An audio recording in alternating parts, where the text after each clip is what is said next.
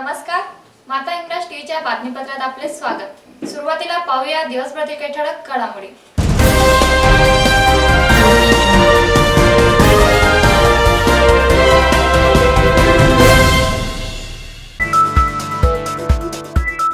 धुळे महानगरपालिकेत ताणतणाव विषयावर कार्यशाळा संपन्न।